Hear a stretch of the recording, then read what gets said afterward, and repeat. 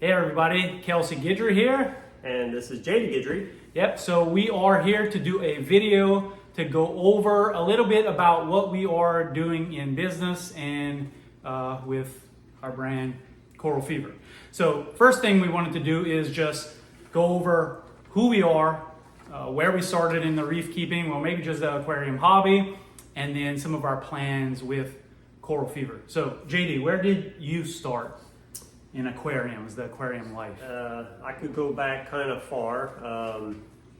I want to say like very first tank was a 55 gallon. This was freshwater. Bugged my parents for Christmas. Finally got one. Again, it was some cichlids. Didn't really know what I was doing with it, but kind of got that addiction with just wanting to have fish. So I had that for a few years in high school, and then you had a small tank. Yeah, and then I don't really remember the big tank. Okay, so I think when I was already out at college. So yeah, again, we're brothers. I don't know if we said that at the beginning. No, we did. I'm pretty sure. So yeah, so we're brothers. Of course, we live together. We did start when we were really young. Live together. When we were really young, we did have like little bitty aquariums. We didn't touch them. We didn't do anything. I went off to the college, and so he was still living with our parents. And then that's when you got the 50 gallon. Yeah.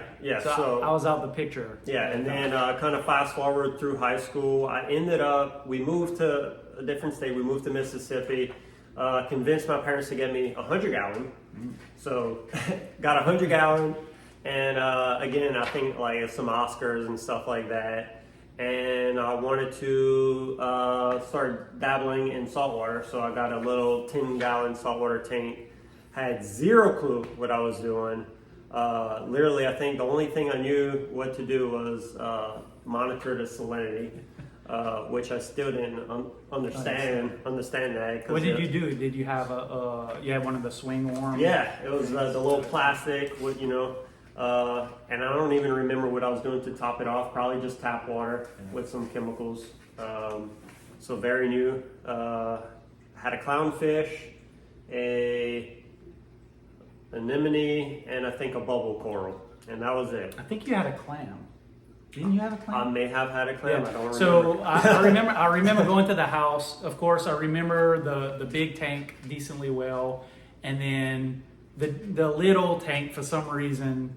I guess it's because it's a little bit more diverse. Like you're getting up to this little aquarium, and it's a little fish, the little clam that moves and all this stuff. I think that's what kind of saltwater. It was something pretty neat. Different. But yeah, so it was just a little 10 gallon tank. Yeah. So my reef keeping journey, that's what kind of got me. Saltwater. That was cool. Yeah. So that's kind of where I started off, and then I went into the Marines, and then I let go of the aquariums for quite a few years, and then fast forward a few years. So you said 100 gallon. Yeah. Well, I'm trying to think. So the 100 gallon that you had ended up being my first 100 gallon. Yeah, you held it for me. I held it for him for years. And then you said, okay, well, I'm going to get into it. And then finally, I'm probably not going to use it. So I'm like, hey, I'll take it in. Yeah. Okay, so that's where I started saltwater. But I want to backtrack a little bit. Because when we were talking about making this video, I was like, okay, so where did I start aquarium related kind of things? And so when we were living together, when we were younger, I probably was in high school back then. I came up with the great idea of, I don't remember where it came from, but I converted my first tank outside of a childhood tank was a porcelain bathtub that came out of our grandpa's barn. So it came out of our grandparents' barn, and for some reason I'm like, I want to turn that into an aquarium. So I did. We had goldfish. I remember crawfish one time. Crawfish. So we lived in South Louisiana, so it was a bunch of random things. So I said, so crawfish. We had some minnows, goldfish. I think at one point I might have put like a little I don't remember if it was a little bass or a little catfish or something that we might have caught that ended up going there. But then that led to the next big idea. Somebody's mentioned this to me before. So at my current house, so this house, we have a big pool in the back. But when we were young, we also had a pool. Something happened to that pool at some sort. It turned into a pond, and that pond turned into a bass pond. A bass pond. We would catch fish and we would put them in the pool. Yeah. And it was like that for a while until we got it all redone, which was actually a very nice pool out there. But yeah. So we had a large scale aquarium, literally a swimming pool. Yeah. Turtles, catfish, bass. We tried to fish the bass every I don't know if our parents really allowed us to do it, but we just did it anyway. We just did it. So that was my first tanks or whatever that I did. Yeah. So then into the saltwater world, again, he had the 100-gallon. We moved into a house in North Louisiana. I'm like, okay, I'm ready. Moved into our first house. I want to set up a saltwater aquarium, and wife was all on board. She had the interest of having, some pretty fish and all this stuff. So we get Jady's aquarium, set it up at the house, and get our first bit of fish. And I'm like, well, I don't literally know nothing about aquariums. So I'm like, I'm going to get the LFS. He's going to set it up. He's going to do, the plumbing, give me the rocks and the sand. But why didn't you want to try to learn on your own? Was it I don't know. I don't know if I just didn't want to. Because maybe I thought it was too complex. I remember you saying like, "Oh, he's gonna come do all the maintenance and stuff," and I'm like, "Well, what's the fun in that?" Like, right. I thought that's a part of the aquarium hobby is you maintaining your own. Yeah, so I don't think I planned on. I didn't even know about the reefing hobby. Like, zero concept of the reef hobby. It was just I wanted a tank. He ran a store. Oh, come set it up. My best chance of success is him coming in, setting it up, and maintaining it and doing all the work. So that's where it started. But when he set it up, and I remember a funny story too. We set up, and my wife told him, I remember, you might not know this, she said, I want everything to be white in the aquarium. We like the white look. We want white rock, white sand, white everything. Not knowing that it's eventually gonna like change color. Turn brown. It's gonna turn brown inside. Yeah, that's how like ignorant we were at that point. We wanted it to stay white. So got the fish, and one of the fish that we had, we knew was not reef safe. We did not have any thought or plans to going into coral. We ended up getting a huma trigger fish, a Picasso trigger, because we saw one on our honeymoon, and my wife was like, I want that fish. Like, that's the core thing and reason why I'm letting you get this tank set up. So we got that from our LFS, and the trigger attacked and ate a damsel as my wife was like looking into the tank. Traumatized. And it just traumatized, freaked her out. She's like, that fish needs to get out. Like, that was crazy. Okay, so bring the fish back to the aquarium store. Like, hey, we want to, bring this back. Maybe got a little bit of credit. And we knew that it was not reef safe. And I had walked into the store a couple times, kind of saw coral, didn't really know was like, oh, but I remembered your tank that you had coral in it. You had things. Yeah. I'm like, okay, I think I want to get into coral. So the first thing that I picked a little two-headed frog spawn coral. And the coral fever hit. It was like, I remember like constantly like looking at up close as like zooming in and taking pictures, like the polyps on it. Yeah. Just this like. What, you remember what kind it was or what color it was? It was the green, like a vivid green with the blue tips. Okay. Frog spawn. And I still have that in this tank. It's in here. Did you really? I didn't know that. Yeah, it's in my first coral. Wow. After all the years that it split. And how old? Its lineage is in here. 9 years. Wow. So we're in this house for 7 years, and we were reefing. When we first set up the 100-gallon, it was 2 years that we had that 100-gallon tank. That's pretty impressive. So 9 years that I've had that one frog spawn, and it's made it through multiple tanks. Yeah. And multiple storms and hurricanes. Multiple, yeah, hurricanes and storms. Yeah. And we'll talk about that a little bit more. So, yeah, that Okay. was my start. Yeah, that's a start, and I mean, where we are now is I guess a big jump. Yeah, now we or at actually least- know the hobby. Yeah, we actually know a little bit. I mean, a little bit. I mean, I'm still fairly new getting back into it. Yeah. So still lots to learn. But I think where we're heading is gonna be fun. It's just gonna be fun. Yeah, fun.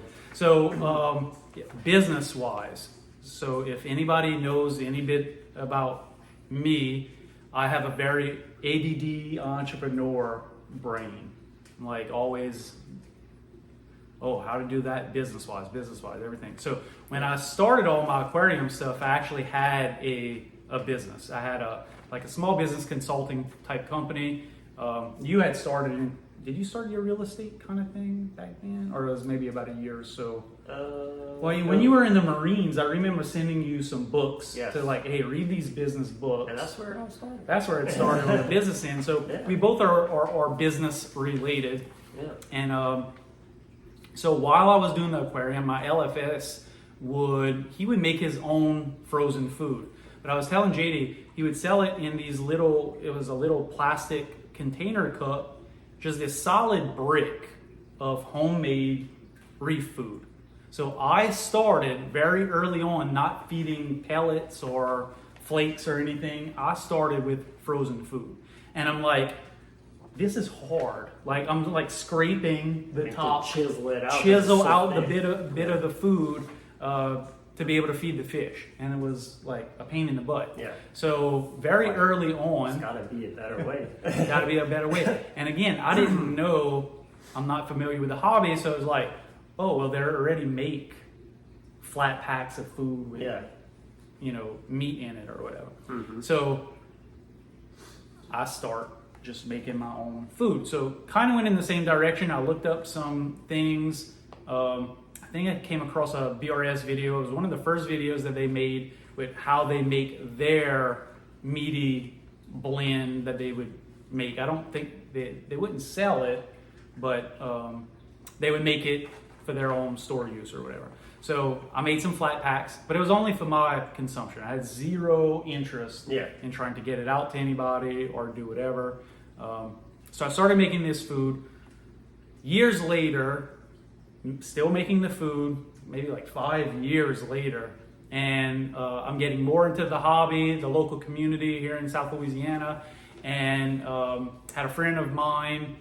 He was like, hey, look, it's hard for certain stores to get Rod's reef food. You should start mass producing, make it on a larger scale and selling it. So that's where it started with the selling, just straight to trying to get it into a store and No, not so even- actually to just friends and stuff? Yeah, so I mean, even though I didn't really try to get it to the store, I knew that people couldn't go to the stores and get the food. So I was at the point, again, 5 years later, that I was growing coral, and I would have people come to the house decently regular, and I was like, well, I could start making the food.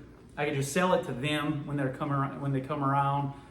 So I would make a batch, and one batch ended up making 6 packs of food. Yeah. And I would sit on these 6 packs of food for months and months, right? So if I make this batch, well, I could use 2 packs myself, and then I could sell 4 to just friends or whatever. And then I was like, oh, well, maybe I can do the store route. Yeah. And I think it was Coral Connection was the first one.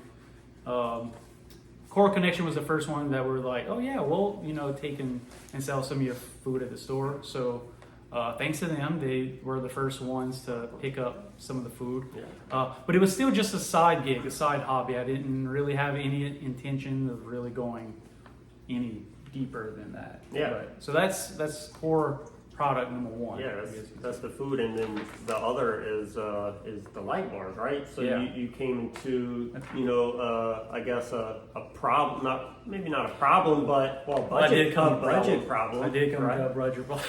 Okay, so I kind of laugh about this. I think I've made comments about that. So I've been interviewed by Worldwide Corals. I've been interviewed by a guy, David, that films in Louisiana. I'm pretty sure, I know I've mentioned it in Worldwide's video. I am a cheapy, budget reefer kind of person. So even though this tank is big, I got into it almost like in a sense, the trading game that I traded up to what this is. So it was a problem because I was running the Chinese black box lights. Since my first 100-gallon tank had the Chinese black boxes running on it. I moved up to 210-gallon, continued running the Chinese black boxes. I added one additional light. And I'm still like, it doesn't put the spread out that I would want. Like if you step back, you could see the light, you could see the light angles coming. So that's when bars kind of like, oh, this is, kind of like the new thing. T5s were starting to go away. I'm like, well, you know what? What if I try to find out, who makes some of these bars and see if they could just customize a bar for me. I just wanted one.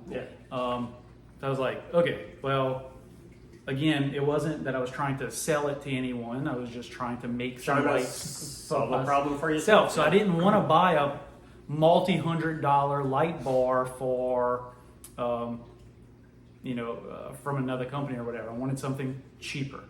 I don't like, this is me, personal, and it's like I recommend this to anybody. The reef aquarium hobby is hard enough. We know that corals live in specific light spectrums. We don't need sliders on an app to change the light spectrum. No, we don't need that. You plug it in, you turn it on, it freaking works. Right? So all of that type of stuff, I was like, okay, so I don't need an app, I don't need a slider, I don't need anything on and off. It's made to replace a T5 light. I'm like, okay, well, in a sense, that's a problem. People mess up their coral. It's a pain in the butt to, what should it be more blue? Should it be more white? Do I slide the green? Do I slide the red? Do I slide? You make it way too complex, and then that's what messes up. Super simple. So I was like, I'm gonna make 2 light color bars, one like a blue violet, one more of white, so blue white. And that's what I'm going to put on my tank. So this tank behind us runs nothing but the light bars. And I was the first customer because I was like, I'm going to go into all bars and I'm going to show people that this could grow coral. Okay. So once I started getting into the bars, I'm like, you know what? This might be business type related. So I did get multiple bars made. And my first big major business kind of thing that I did do with the lights is I did list them on Amazon. So I did sell the bars on Amazon for a little while, but the light bars is kind of capital intensive. Like there's a lot with inventory. Inventory. Or with any kind of small business getting going, it's inventory. But didn't you say you ran into some problems with Amazon and stuff like that, and that's kind of why you stopped for a little bit? So I started the bar lights, it was like 5-6 years ago. Did that for a while, and I think it was, we were trying to figure out the timing. I think it was COVID. When COVID hit, just logistics for everything kind of just broke apart. And then they had the boat that got stuck. I think it was in the Panama Canal or whatever. That stopped logistics of things. So I had made the bars, sold on Amazon for a little while, then it was this just big problem. Right? So I'm like, I didn't want to continue or whatever. And it was just too much. I wasn't running it like a business at that point, so it was just kind of whatever. But so was in the lights. So that's and where we at today, I guess, we got the food, we got the lights, but we could also talk about, some of the stuff we got on right here. Yeah. Some So the merch. Yeah. The So Coral let's talk. Fever Let's talk merch. about. Okay. So we did say, and we used the word, coral fever. So I did not come up with the name Coral Fever. Mm-hmm. So when I moved to South Louisiana, between where him and I live, there was a reefing store called Coral Fever, right? Yeah. So we would go to Coral Fever. That was our LFS. Go in and out of there. Built a relationship with the owner there, and I think he would ask multiple people, "Hey, you want to buy my store?" Yeah. He Hey, was kind of wanna buy looking my to get store? out of Yeah, it. he was Yeah. looking to get out the store. And I had like no interest in doing it. Yeah. And then it was a couple years later, he asked again, and he was like, "But I have an employee who works here. He's also interested." Mm-hmm. He's like, "Well, maybe y'all could do something together and take over the store." Yeah. And I'm still like, I don't want to run Yeah. a local store. Like Right. I have no ambition of doing the local store and stuff like that. Yeah. So he keeps approaching me, and I'm like, if we take this over, I want something that's going to be broader than just the local store. So we could come in, we could get coral. There's 1,000 coral vendors. Sorry for one of you that's one of 1,000 coral vendors. I just wanted to do something a little different, and so the apparel thing came up. Well, actually, okay, so yeah, we both have a shirt on. Yeah. So I'm like, apparel. Well, I could do apparel anywhere, right? I could sell it across the world, essentially. Yeah. So I mentioned it earlier. I do like small business consulting, and web work was one of the like web development type work. So I am a graphic designer. I'm a web developer. I could do all this. So I'm like, okay, well, I could set up a little shop and I could do the apparel decently easy. Yeah. So so apparel kicked off. We were like this close, literally within days of me taking over the store. Yeah, like literally gonna sign paperwork. Yeah, like we were signing paperwork that day. I think technically we even signed the lease. Don't tell nobody that we signed the papers. I didn't know that. And then I think they shredded it before, okay. But anyway, the incident that happened was we got hit by a hurricane and our house flooded. So this house here had a 210 gallon behind where we are. That aquarium is in the Worldwide Corals video. So you can see that 210. Hurricane comes, puts water here where we're sitting. There was water, ruined all the floors. So that means the aquarium had to come out. Then we had to spray the whole house for mold mitigation. Yeah. So that meant our other aquarium had to get out. So we had to kick both aquariums out.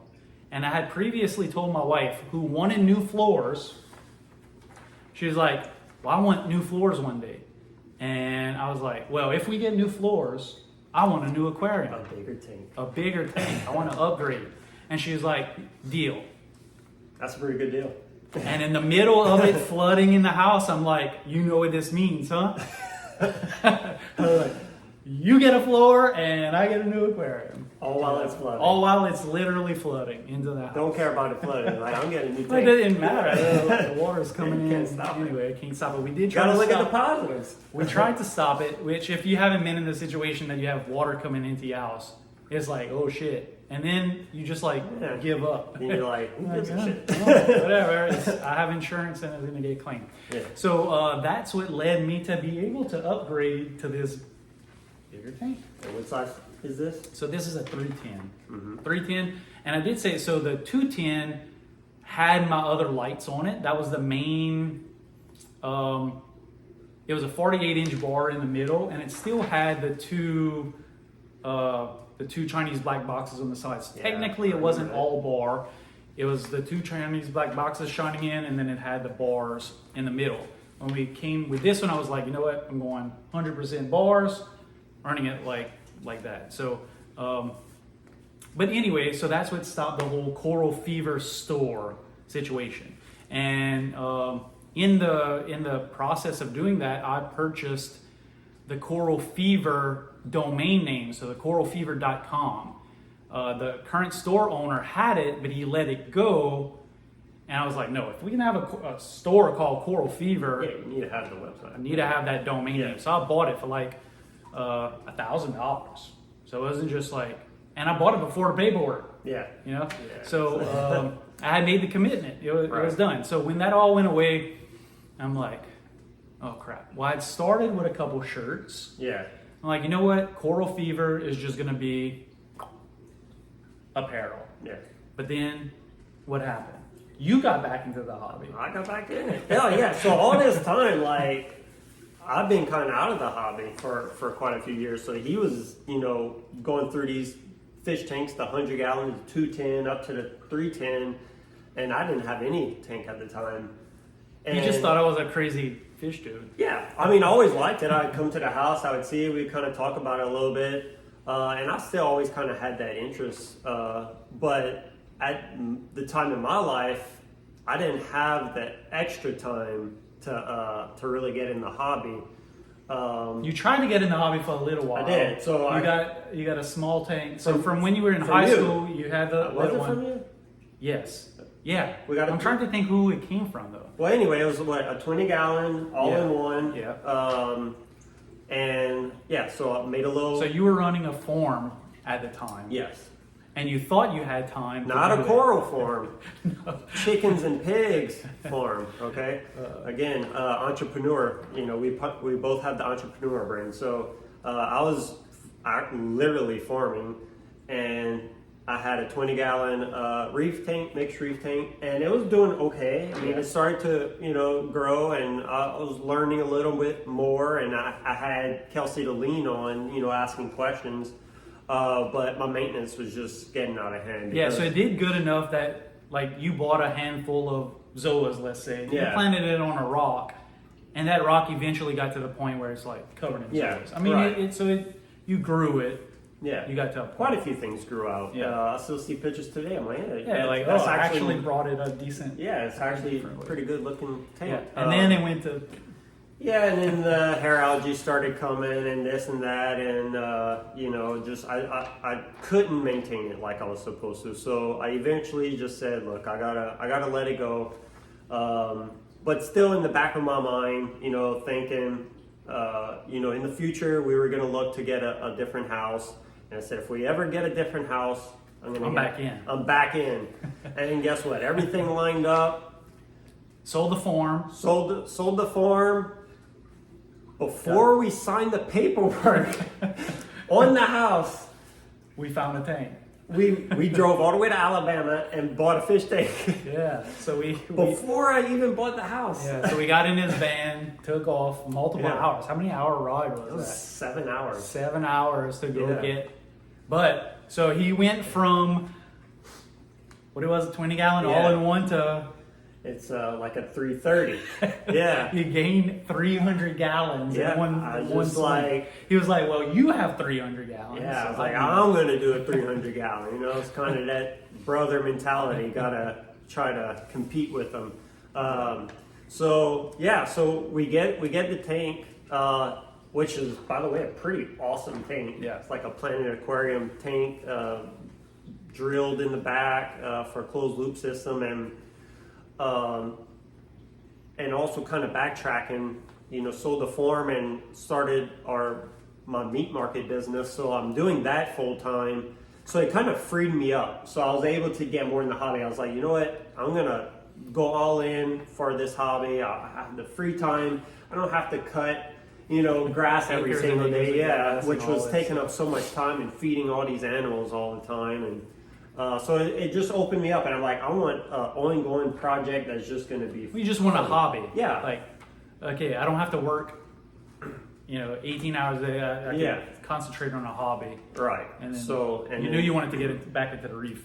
Yeah. So we had a perfect spot in the new house, and I just slowly started working on it, building it. Did everything myself. Set that up over the summer. Okay. So it's only been set up for maybe. Do you remember what month 6 that months? was? Like June or July or something like that. Yeah, so you're only 6 months in? Yeah, and then I caught the coral fever, and It was like collect. and again, you know, the business side of things. You know, Kelsi being an entrepreneur, I'm, you know, have that entrepreneur mindset. He's dabbling with the fish food and lights, and I'm like, I'm still dabbling. I'm like, Yeah. this is just a side gig. And you've asked me multiple times over the years. He's like, well, why you don't just, that's like what you like. Yeah. Like, why don't you start a business in that? I'm like, I don't want to necessarily do a business that is my hobby. And I just kept saying that. I was like, I don't want to do it. I don't want to do it. So anyway, I start asking him like how he's making the food and stuff like that, and he's explaining to me how he's making this food, and I'm like, that sounds horrible. Like what you doing? So just to let you know, right, story wise, so I'm making these multi-batch foods. So almost every meat that I have in the frozen fish food, it comes in 1 pound bags. So if you look at the ingredients on the pack, it's like five different types of meats. Yeah. So that means 5 bags of food. And I was grinding that up in a 1 gallon food processor. Yeah. About a half a bag at a time. Yeah. I grind it, dump it out. Grind it, dump it out. Very grind inefficient. it, dump it out.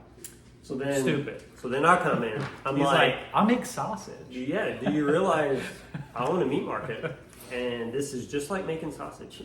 I said we could literally make like 100 pounds of this in about an hour. So that's probably the thing that like flipped the switch. Yeah. Like, I don't want to be in the kitchen constantly making it. But it's like, well, you can make 5 batches at a time with all the meat. Yeah. Just In one big one- batch, one knock big it go. out. Yeah. And, you know, I have large freezer space so we can Yeah. hold inventory. Yeah, so I was making, like I said earlier, I would make like 6 bags at a time. So it'd take me 2 hours to make 6 bags. It was Yeah. ridiculous. Yeah. And then that was like I would consider that a half batch when I would make 6 bags at a time. I would end up going to a full batch, but I would be about 12 to 13 bags I would get out of a batch. And he's like, well, I have this food processor, I have all these machines. How many packs we made in the first run? You remember? 100. Yeah. I think it was 121. It was 121 packs. So it was 10 times the amount and Yeah. basically the same amount of time. And that was our first time doing it. And Yeah, so we were a little slow. Yeah, on doing it. which is just going to get faster and faster. But yeah, so you know that's where our ideas started sparking, and I'm like, you know what?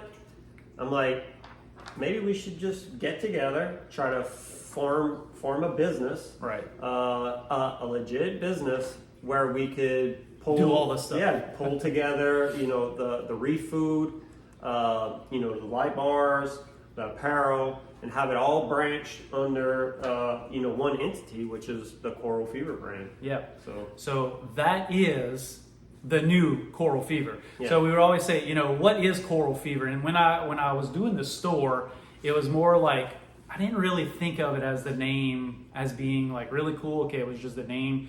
But then as I start like really thinking about the name after I bought the domain name, what I'm gonna do, all this stuff, then it really became kind of like what we mentioned. Yeah. Like you become addicted to coral, and we say it in the way of like, I got the coral fever. Yeah. I got coral fever, which Yeah. I mean that's Yeah. you know that's what we put on the I shirt. don't know how we're gonna have it on everything. So the idea is like, you know, you wear the brand, you wear that's our lifestyle. The coral, I have the coral fever. It's I want to wear my passion in a sense, and that's where it started. That's what coral fever is, but now it's taking over in a bigger sense. Yeah.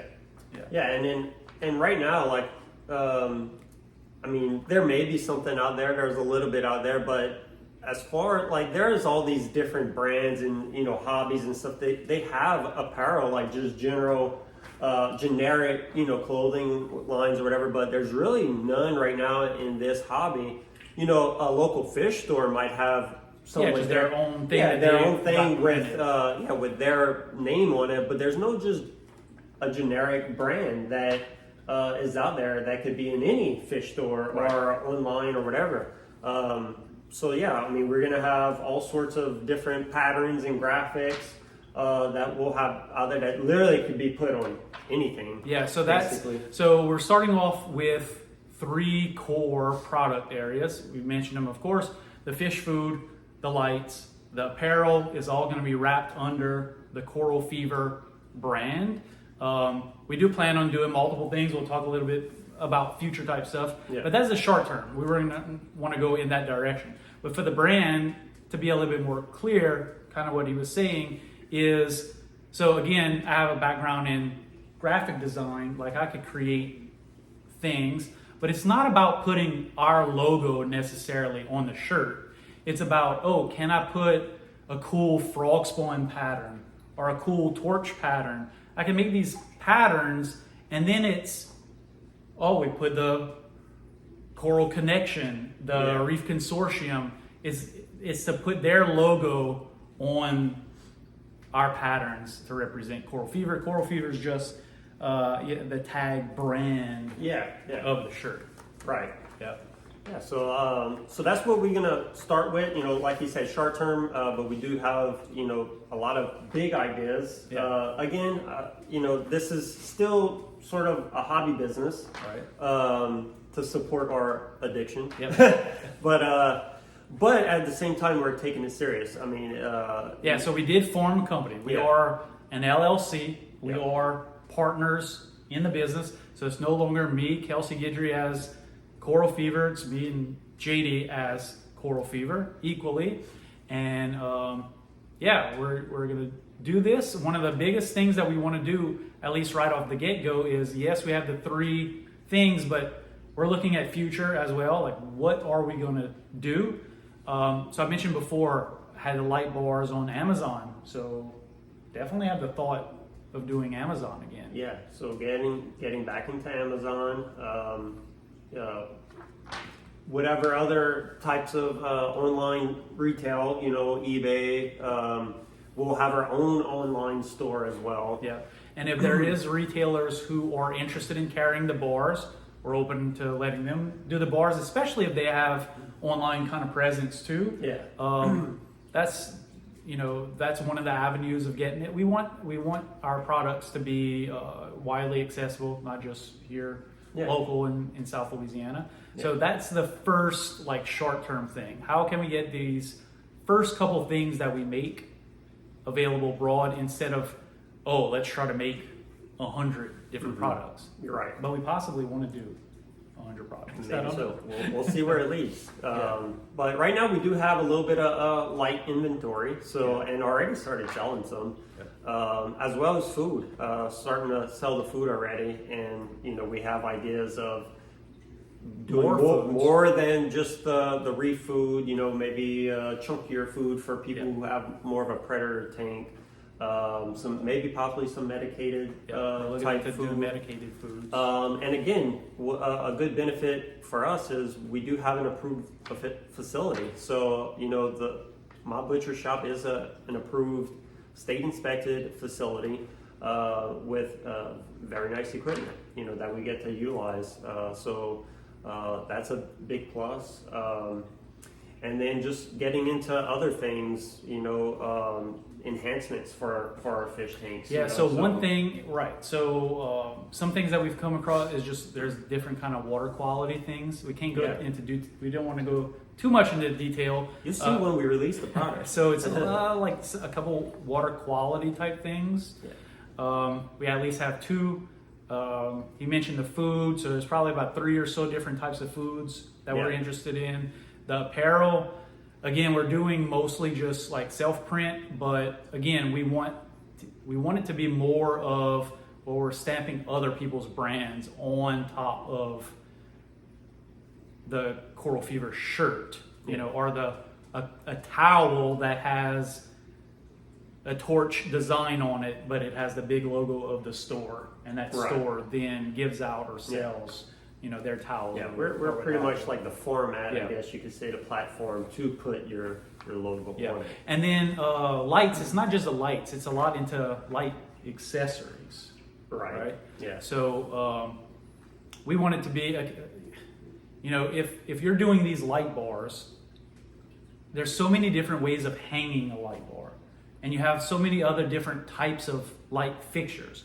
Yeah. How do you pair the light bars with radions, or with the radion mounts? How do you do it with? Can you do it with T5s, or it's not really? You know, there's all kinds of different light types, Yeah. and figuring out how to combine a light bar with it. So a lot of the things that we actually want to make, and the handful of things we want to make, is not necessarily just our light bar. How do you pair a light bar with a different kind of light? Yeah. So and that's kind of getting into, you know, what us being involved with, you know, our local community is, you know, seeing what's needed, you know, you know, like what are some issues that you're seeing with lights or whatever, and we'll try to come up with a product for it. Figure it out. So one thing in that way, and it's not necessarily a product, but it goes to content. And one of the things that we've talked about doing is, so you have these lights, 100 different kind of light pairs that you could put together. And one of the problems people have is par. Yeah. It's expensive to get a par meter, or you have to rent one from someone. That's also a little bit expensive. They have the invent of ChatGPT, which we both speak to. You could talk to ChatGPT and you could say, hey, I have this light. This is my size tank. And it can give you a rough par value. But one of the things that we want to do as far as content-wise online that's going to be helpful to the community is we want to say, hey, if you have a bank of lights like this, you have all these lights 17 inches above the water, this size aquarium, it puts out this par in all these spots. Yeah. And then I test somebody else's tank. Oh, well, they have 3 radions on a 48-inch tank. We par test it and we put out, this is the par. There's another tank. They have radions plus the bars. Yeah. We par test it, show it out. So it's more of, here's all the different combinations of lights. Right. Here's all the par testing for all of these different lights from all the current people that are running them. And so you could see, oh, well, I have a, 70-gallon breeder style tank with radions. Oh, that's about what my par So is. essentially, we're just going to be collecting a large amount of a bunch of data. Putting that together, and that'll be able to find that on our website. That's one of the things, and then continuing with content like this. So our plan is to do what we said, once every 2 weeks. Yeah, maybe once every 2 weeks we'll try to do some sort of conversation style podcast, if you want to call it that. I don't know if we're going to really get into tank tour type things. Yeah, I don't a really. lot of people, do that. Personally, I don't really feel the tank tour type stuff. I like it more of, if there's a nice tank tour, we might talk about it. Yeah. It's more of like, oh, hey, did you see what they're doing at Polo Reef? Yeah. Oh, did you see this cool coral that came from that TSA released? Oh, did you see what so-and-so just did? Yeah, it's going to be more of just chatting about the hobby in general, like upcoming things, maybe products and just all kinds of stuff in regards to reefing. The hobby. Right, so it might be the reefing hobby. It might be, hey, did you see they started spawning coral in the lab and they did this, and just cool things that's coral related. So kind of more on the news / industry / whatever, but it's more of just our take, us chatting about it, and then we're going to be open to maybe having people come maybe hang out with us. Some guests come over to the house. There's a lot of reefers that come around. We may go in front of someone else's tank, chat. set up like this in front of someone else's tank, but it might not be an actual, it won't be like a tank tour. It's going to be just more of a conversation, just talking. So I mean, that's kind of where we at with it. Trying to think, is there anything else that we... I think that's it. I mean, y'all know our short-term plans. We kind of talked about future type plans, but if there's anything that y'all are interested in seeing, collaborating on, want us to talk about, that helps, the hobby in general. Number one goal, I've talked about this with a handful of people. Number one goal is we want as many people to come into the hobby as possible, and we want as many people to stay in the hobby as possible. Yeah. That's the main goal. The more people we have in the reef keeping hobby, we all benefit, the more fun. Yeah, definitely.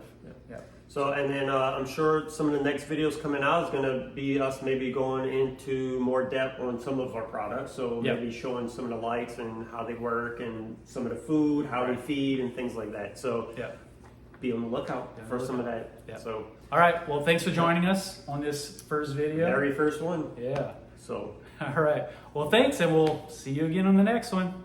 see you. Bye.